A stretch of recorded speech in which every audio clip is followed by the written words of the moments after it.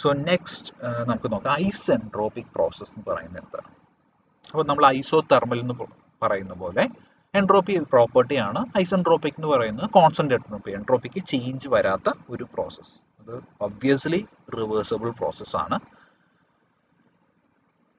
അപ്പോൾ നമുക്കത് ഈ process should be adiabatically internally reversible process. Adiabatic ആയിരിക്കണം, ഷുഡ് ബി ഇന്റേർണലി റിവേഴ്സിബിൾ ആണ്. So delta S will be equal to 0 അല്ലെങ്കിൽ S2 minus S1 is equal to 0. So ഇത് അങ്ങനത്തെ ഒരു പ്രോസസ്സാണ്. ഇപ്പോൾ ഈ സ്റ്റീം ഇതിലേക്ക് കടന്നു പോകുമ്പോൾ ഇത് കംപ്ലീറ്റ്ലി ഇൻസുലേറ്റഡ് ആണ്. ഓക്കെ, അപ്പോൾ ഇതിൽ നമ്മൾ ഫ്രിക്ഷൻസ് എല്ലാം നോ ഇറിവേഴ്സിബിലിറ്റീസ് എന്ന് പറയുമ്പോൾ നമ്മുടെ ഫ്രിക്ഷൻ നമ്മൾ ഉണ്ടാവില്ല. അതുപോലെ heat transfer to finite temperature, അപ്പോൾ ഹീറ്റ് ട്രാൻസ്ഫറേ നടക്കുന്നില്ല, അപ്പോൾ അത് ബാധകമല്ല. അപ്പോൾ ഇത് ഇന്റേർണലി റിവേഴ്സിബിൾ. പിന്നെ ഇതിനകത്ത് ഇന്റേർണലി റിവേഴ്സിബിൾ ആകാനുള്ള വേറൊരു കണ്ടീഷൻ എന്ന് പറയുന്നത് ഈ കടന്നു പോകുന്ന പ്രോസസ്സ് എല്ലാം ഇക്വിലിബ്രിയം സ്റ്റേറ്റിലായിരിക്കണം. അതായത് ഒരു കോസി ഇക്വിലിബ്രിയം സ്റ്റേറ്റിലൂടെ ആയിരിക്കണം ഇത് കടന്നു പോകേണ്ടത്. ഓക്കെ, ഇങ്ങനെ ഒരു പ്രോസസ്സിനെയാണ് ഐസെൻട്രോപിക് പ്രോസസ് എന്ന് പറയുന്നത്. ഇമ്പോർട്ടൻ്റ് ആയിട്ട് ഓർത്തിരിക്കേണ്ട കാര്യം, it should be adiabatic and internally reversible. Internally reversible എന്ന് പറയുന്നത് ഒരു കോസി സ്റ്റാറ്റിക് പ്രോസസ്സാണ്. അതായത് ആ കടന്നു പോകുന്ന ആ പ്രോസസ്സിന്റെ എല്ലാ സ്റ്റേറ്റുകളും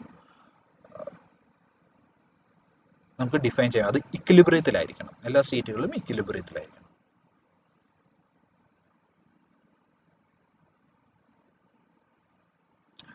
So now we will draw some property diagrams involving entropy.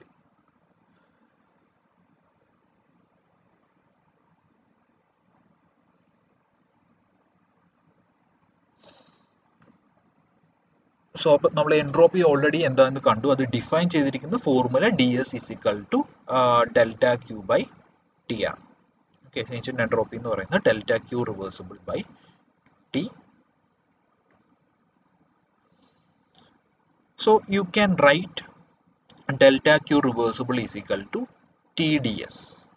ഈ ടി ഇങ്ങോട്ട് എടുത്തു കഴിഞ്ഞാൽ TDS എന്ന് എഴുതാം. അപ്പോൾ Q reversible is equal to, അപ്പോൾ ഡെൽറ്റ ക്യൂ നമ്മൾക്ക് ഇൻറ്റഗ്രേറ്റ് ചെയ്യണം. ഇൻറ്റഗ്രേറ്റ് ചെയ്താൽ ഇൻറ്റഗ്രൽ 1 to 2 TDS.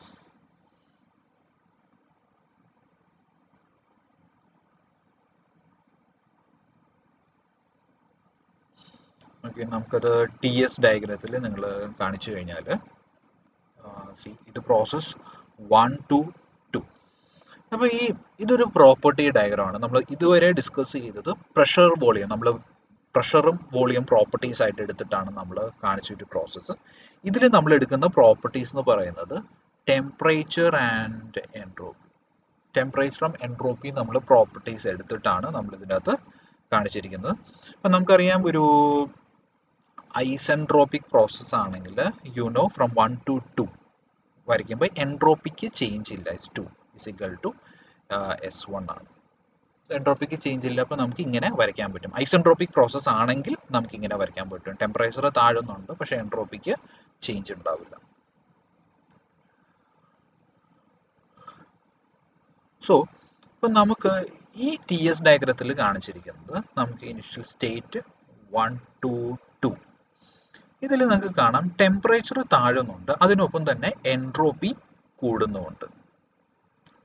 ഈ 1 to 2 എന്ന് പറയുന്നത് actually it is a internally reversible process ആണ്.